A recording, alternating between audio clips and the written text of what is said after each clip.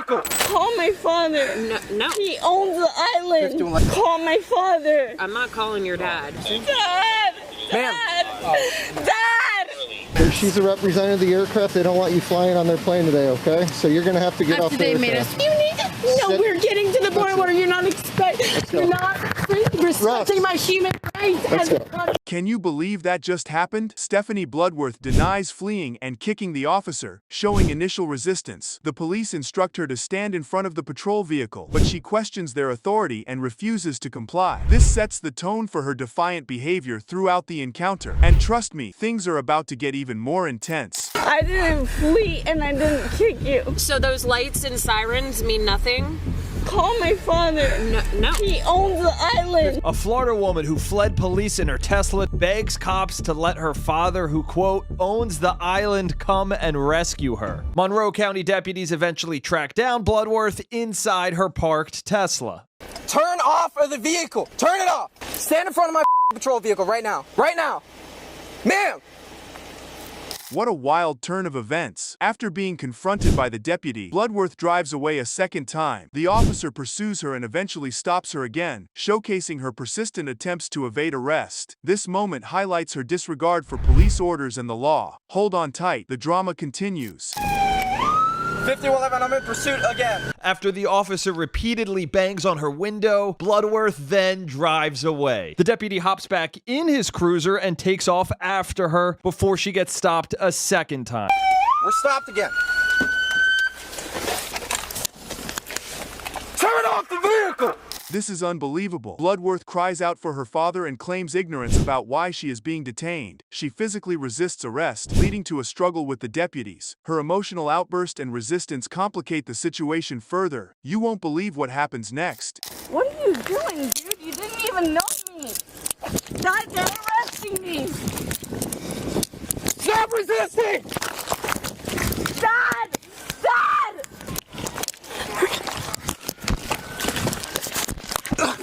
Get on your Dad! They have me on the floor! Dad! Dad! I don't know what I did! What am I doing? Did that just happen? Bloodworth insists her father owns the island and demands to call him, displaying a sense of entitlement. She continues to resist arrest and challenges the officer's authority. Her behavior exemplifies her belief that her social status should exempt her from legal consequences. Wait until you see what her father says. No, this is what happens when you flee and then you kick me. I didn't flee and I didn't kick you. So those lights and sirens mean nothing? Call my father. No. He owns the island.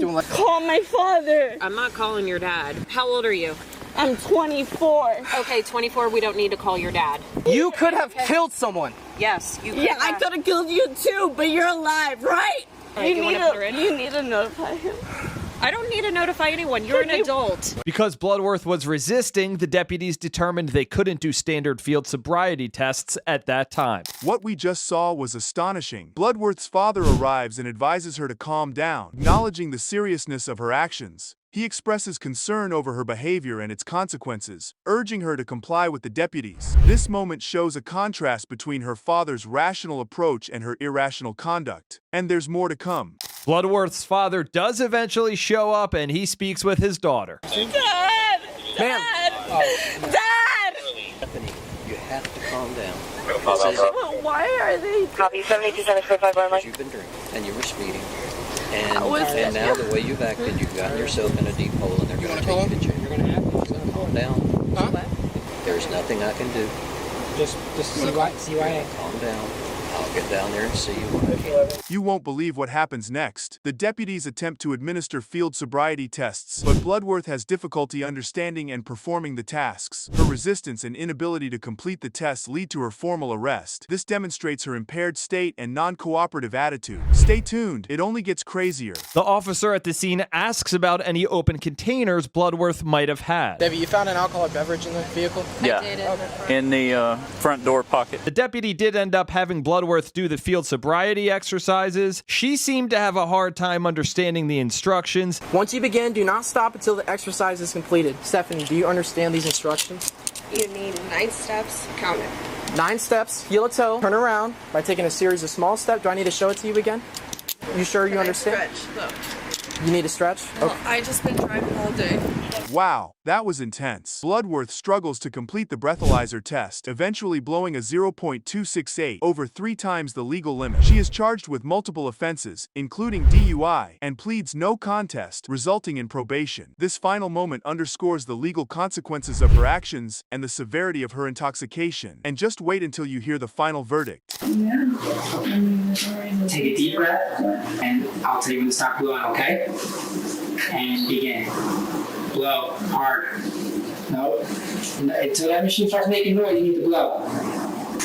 You're not blowing. I am. Understand one thing, if you don't... I am blowing. You're not. Dude, you can feel my hands. Go. Are you sucking in or are you blowing? See? You're not blowing. I am. You're not. Bloodworth eventually blew a .268. That's more than 3 times the legal limit. The 24-year-old was charged with resisting an officer, fleeing, reckless driving, and a DUI. She entered a no contest plea to the charges of DUI and resisting an officer. However, according to court documents, she was granted special permission to travel out of the country in September 2023. The officer asks the woman to grab her bag and leave the plane. She argues, stating that she didn't do anything wrong and only spoke her mind. The officer calmly insists she needs to exit the aircraft. Just wait. The next part is a doozy. She's a representative of the aircraft. They don't want you flying on their plane today, okay? So you're going to have to get off the aircraft. Yeah, that's the way it is, but right now I'm going to need you... And that's fine, and I will respect that. Okay, so I'm going to need you to grab your bag and just and step off the aircraft. And I did not do anything, actually. Disrespect. We'll talk about it outside. Okay. And you know what? I live in America, and that's what fucking America's about. Calm down. No, you know Listen that. to me. Grab your bag. You know that. Give me another unit on the plane, please. You ever gonna put your hands on Grab me? your bag. No, I will grab my bag. But you know what I'm gonna... Did that really just happen? The woman compares herself to Jesus, asserting her right to speak freely. She refuses to comply with the officer's requests, escalating the situation. The officer warns her that she will be arrested if she does not stand up and leave. Hold on, it gets even crazier from here. You may need me to get up, but you know what I feel my need to do as a person? Just like Jesus motherfucking Christ. You need to calm down. No, I'm gonna do what I need to do. I'm gonna say what I need to do, and if you're gonna do whatever you feel you need to do to me, right? So I'm gonna say what I have meant to say. No. You're gonna get arrested if you do not stop. I'm already gonna get arrested. You're gonna get arrested if you don't stand up and get off the aircraft. Probably already gonna get Do you want to get arrested and stand up and get off the aircraft? That's all you have to do. That was something else, wasn't it? The woman questions why the officer has the right to put hands on her. She repeatedly asks for an explanation, challenging the officer's authority. The officer remains firm, stating that she will be taken off the plane and arrested. The officer informs the woman that the aircraft will be deplaned and she will be taken to jail. Despite her protests, the officer reiterates that she needs to comply. The situation is clearly reaching a critical point as other passengers prepare to deplane. The next part will have you shaking your head. Ma'am, what am I doing that makes you feel like you have a right to put your hands on me? Seriously though, can you tell me that? Can you just help me to understand as a human that is alive, why do you, seriously though, why, can you just tell me that? Like, here's what's happening. They're going to deplane the aircraft. I'm going to take you off the plane. That was already happening. And you're going to jail. What a turn of events, huh? The woman resists as the officer tries to physically remove her from the plane. She claims the officer is not honoring an earlier promise not to arrest her. The officer explains that her continued non-compliance leaves them no choice. Believe it or not, the drama just keeps building. If I get off the plane, you said you wouldn't arrest me. So you as a cop should have to honor that. We're trying right? to arrest No, you should though. You should have to honor that. That's my right. You need to. No, we're getting to the point where you're not respecting my human rights as a cop. That's not cool. I didn't do anything that did anything to. That was intense, wasn't it? After being removed from the plane, the woman continues to argue with the officers. She accuses them of lying and manipulating the situation. The officers remain calm, preparing to transport her to jail. Just when you think it can't get wilder, it does. It's been a lot of talk. I had to pull her off an aircraft, so I don't know how she's going to act now, but she's been chirping the whole time, so we'll see. All right, ready to step out? Are you going to comply with everybody? No, with you two, yes. Not with you, because you're a liar. Okay. You looked at me in my eyeballs. I looked at you outside of the plane before I ever went in there. You didn't have masks on. Can you even wrap your head around that? The woman makes emotional appeals, insisting she should not be arrested. She expresses confusion and frustration, questioning the officer's actions. Despite her pleas, the officers proceed with the arrest, ensuring the situation is controlled. The ending will leave you completely speechless. I was on an airplane. I was doing nothing. I was speaking my mind. I should not be arrested right now. We have to follow procedures, and we'll get to the bottom of what's happening. Your procedure. But I need to follow your procedures, right? Step out. Can I have your name, please, first? Can we just adopt something that makes me want to be safe? This is not my human right. Stop. I would relax if you would let me. Rich, the kid, is informed by the police that the hotel is closed, and despite earlier warnings, he has not complied with staff directions. This moment captures the beginning of the escalation as police start to assert that he will face arrest due to trespassing. You crossed under police tape. You got told not to come in. And earlier I told you to cross the street. Not 5 minutes ago. Listen, the hotel is closed. You got told by staff. Now you're gonna go to jail. I'm going to jail because Where's your car at, kiddo? The Rolls Royce right there. Okay. No, not you. I ain't talking to you. You're not going in your car. You're going in a police car. In a crucial misunderstanding, Rich the kid mistakes the situation, thinking he can go to his car, but is corrected by the police who tell him he will be transported in a police car. This highlights the increasing tension between him and the police as the reality of the situation sets in. Yeah, Kissa. Actually, can you pull them a separate 3839 case number? Yeah, no. It's not even that. He crossed this way. We told him to cross back across the street. He argued with us. He went back across the street. Then he went to the back and jumped the fence. The sequence of events leading to Rich the kid's physical arrest is detailed by police, revealing his actions, crossing the street contrary to directions, jumping a fence, and finally being apprehended at the hotel front. This highlights his attempts to avoid police directives, which led to his capture. Just over here. We told you to stop and listen to me. You told me to get my money. Stop I and paid listen to me. SLS. Stop and listen to me. SLS Stop. paid me to perform here. Stop. All right. Okay? When you cross this way, and we told you, I don't care. Shut up and listen, man. Okay? You told me to come get my money. You're gonna talk your way to jail. All right. Learn to be quiet. Learn when to be quiet. When you cross this way under the tape and we told you to stop and to go back, you didn't speak to us, you didn't tell us you needed anything. I told you, man. Then you got told by security back there not to cross, and you decided to jump the fence. Rich tries to explain to the officers that he was paid to perform at the hotel, indicating a possible misunderstanding or communication gap regarding his presence there. The officers, however, are focused on his disobedience of their earlier instructions. I got paid to perform at the SLS hotel. And the SLS staff told you, security staff told you not to go in there. No, they didn't. We'll have a discussion about it in court. Okay. Don't worry about it. I spoke to you, right? You said I'll bail out in 20 minutes. Remember you told me I'm going to bail out in 20 minutes? Listen, whatever it takes. Okay, that's fine. I'm going to multiple times. Take a step back, dude. All right. I'm taking a step. I highly suggest you don't resist. Rich, the kid, expresses his frustration and announces his intention to sue the Miami Beach police for $50 million, a statement that illustrates his anger and his plan to retaliate legally against what he deems as unfair treatment. Lock me up because I was getting my fucking money from the fucking SLS. I have a contract with SLS Beach to get my show done. So I'm suing Miami Beach police for, let's see how much I want to sue them for. 50 million. I want to sue for 50 million. I want to sue y'all for 50 million for locking me up for getting my money from SLS Beach. I have a contract with them. As he discusses the nature of his work and identity as a rapper, Rich the kid outlines the injustices he feels are being perpetrated against him merely for pursuing his profession. This moment is charged with his emotional response to the situation. I'm not trying to shoot people. I'm not trying to rob, kill, or steal from nobody. And these people lock me up for being me, for being a rapper and getting money out here. They try to lock me up for doing what? I'm not robbing, killing, or stealing, or nothing. This is what happens, bro. That's what happens when you try to be that's fucked up. Rich, the kid, questions the process and length of his detainment, seeking clarity on when he can make phone calls and address his legal representation. His confusion and need for information underline the chaotic and stressful environment of the arrest process. How long is this shit you have to people? Yeah. The same thing that happened over there, remember? Yeah. On that bathroom over there, the same thing. Why does that happen?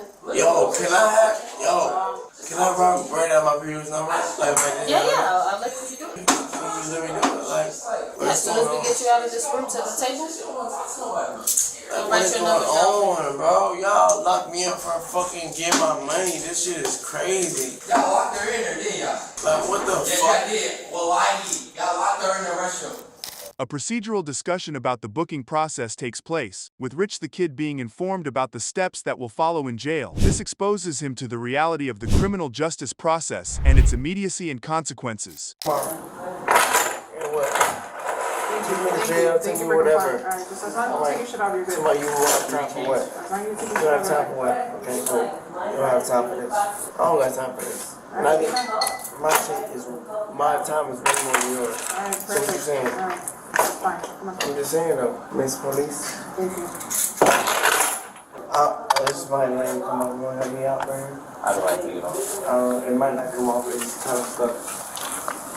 Rich becomes increasingly exasperated with the police's directions to remove his jewelry and personal items, a common procedure in bookings that he resists. This confrontation highlights his struggle with the loss of personal autonomy upon entering the criminal system. Bro, they call me Ghost, bro. Ghost? Yeah. Alright, you call me Darkness. Yeah, that's insane. You find a Van Cleef earring. A Van Cleef. That's 10,000. Hey, pay attention to me. Spanish, let's go. What does that mean? I'm gonna go to jail for facing this way? I don't like when people are moving too much. Oh my gosh. You don't like it. Oh my god. Nigga, you don't like it. Nigga. Your afro don't like it.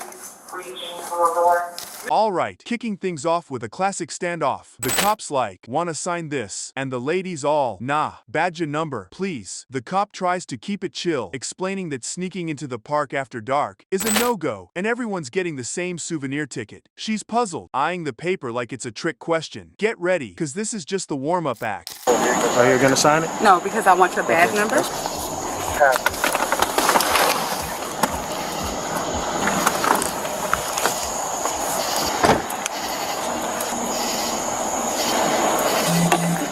Alright, sir, like I explained to you. Now watch as the heat turns up a notch. The officer, trying to do his job, is like, come over here, let's sort this out, aiming to hand over the ticket smoothly. Our park adventurer isn't having it, digging in about badge numbers and her rights to not sign. The officer drops a bombshell. No signature, no freedom. Strap in, folks. It's about to get bumpy. Copy the citation.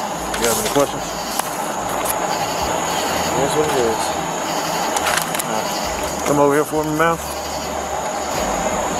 Can you come here, ma'am? All right, so you're gonna receive a ticket for being in the park after hours. All right, just need to sign right here on the X. But because we're out of, didn't you say we were out of time so we wouldn't have known that? Things are about to go sideways. Literally, she flat out refuses to sign, triggering a tussle as the officer attempts to cuff her. She's shouting about pain. He's all business, telling her to put her hands behind her back. It turns into a bit of a dance as she resists and he persists. Watch out, the next part is a real doozy. Hey, listen, my man. She says she's not signing it. Put your hands behind your back. Sir, ma'am. you're hurting me. Okay, I'm asking you to put your hands behind your back. Sir. Put your hands behind your back. 12, start me over here. Sir. Ma'am, put your hand behind your back. Come on. I need you to back up. I'm just saying, like, I need you to back up. You don't need to touch her like that. She's not putting her hands behind her back. I'm asking a question. Put your hands behind you. You're under arrest. Put your hands behind your back. Cue the chaos. Here's where it gets juicy. Despite the officer's clear instructions, she's not budging, throwing out prayers and promises to sign anything at this point. She's asking, practically howling, why she's being arrested while refusing to comply. It's a full-on drama fest, complete with fear and confusion. Hold on to your seats. She's not giving up just yet. I'm going to sign the ticket. No, I'm not here to play games with you. I know, but I'm going to sign. Put your hands behind your back. Mr. Brooks, I'm going to sign your hands behind your back. You're actively resisting. I'm asking you, why am I putting my hands behind my back? You're under arrest. I'm going to sign the ticket, but why am I under arrest?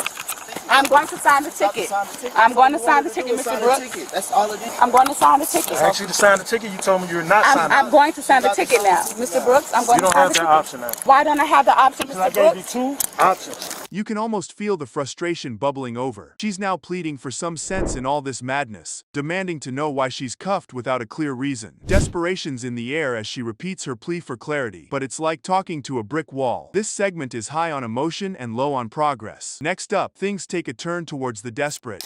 Why am I being arrested? Just put your, Just put your hands behind your back. I don't understand why I'm being arrested. That's why I'm not putting my hands behind my back. You have not given me a reason. You haven't told me my rights or told me why I'm being arrested. That's exactly why I'm not putting my hands behind my back, God, please. Oh my God! Yeah, give me your hands.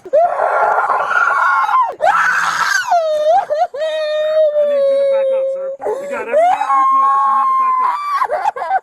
Oh my God! I don't understand why I'm not being arrested.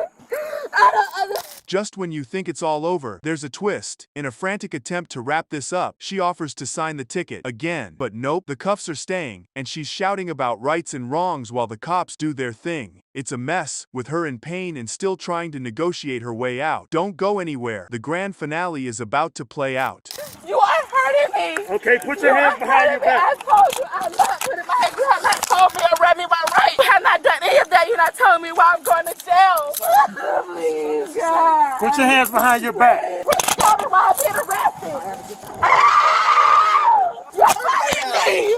You are hurting me. Stop resisting. Come I'm on. trying to tell you what. Ouch! You are, Mr. Brooks, you are hurting my arm. Oh my God! Is this real? Please, God, please, God, I'm not being arrested. And now for the closing act. Once she's in the car, she switches to asking for a phone call and some medical help, which kinda brings the temperature down a bit. The officers talk hospital trips while she's still reaching out for family support. It's quieter now, but still tense, as she tries to find some comfort in the chaos. Stay tuned, because even the aftermath has its moments. Sit back, man, so put your seatbelt on.